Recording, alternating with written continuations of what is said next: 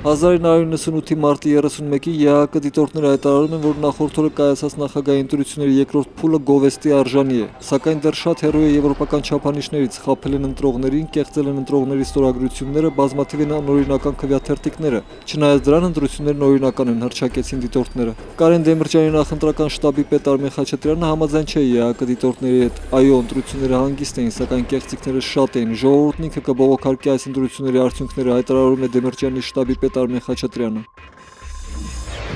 Դավիթ Հաշենի կամուրջի շինարարության համար փող չկա։ 2000 թվականի մարտի 31-ին քաղաքապետարանի ներկայացուցիչը հայտարարում է, որ 9 միլիարդ դրամ է պետք կամուրջի շինարարությունն ավարտելու համար։ Մենք հույսով ենք, որ կնախատեսեն որոշակի գումար գոնե այս տարի երթևեկությունը բացելու համար։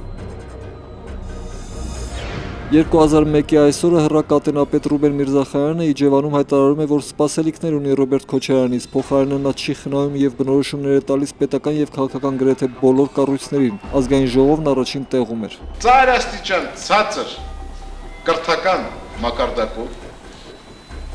իսկ քաղաքական պատրաստվածության մասին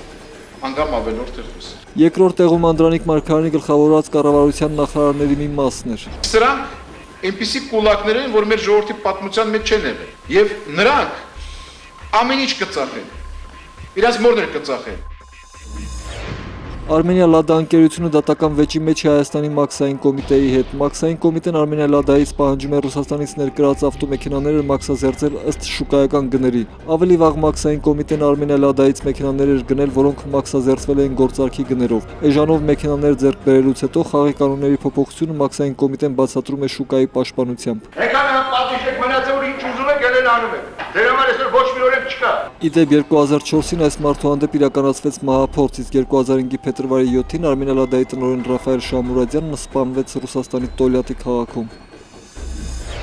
2011-ի մարտի 31-ին Սարդարապատ նախաձեռնությունը մոլորություն եւ հանցավոր անպատասխանատվություն է համարում բոլոր նրանց սպասումները, ովքեր կարծում են, թե հերթական կամ արտահերթ ընտրությունները կարող են անցնել քաղաքակիրթ մթնոլորտում։ Կառավարության ղեկավարները կթվորուհիներին սովորեցնում են կով կթել, ոստիկանները բանկեր են թալանում, ըստ որում երկու դեպքում էլ բավական անհաջող, դա էլ չեն կարող կարգին անել։ Ընդդիմության խոշորագույն զանգվածի ղեկավարները ցավոք հավաքում են ժողովրդին եւ ուղարկում են նորից տուն։ 2011-ի այսօրը Սերժ Սարգսյանն անդրադառնում է Ստեփանակերտի սրճող կամ այնտեղ վայրեջ կատարող առաջին քաղաքացիական օդանավը ռմբակոծելու մասին Ադրբեջանի հայտարարություններին։ Այդ ավիաթռիչքի առաջին ուղևորը ես եմ լինել։ Շվեյցարիայի համադաշնությունը ամբողջովին մեզ կպաշտպանի։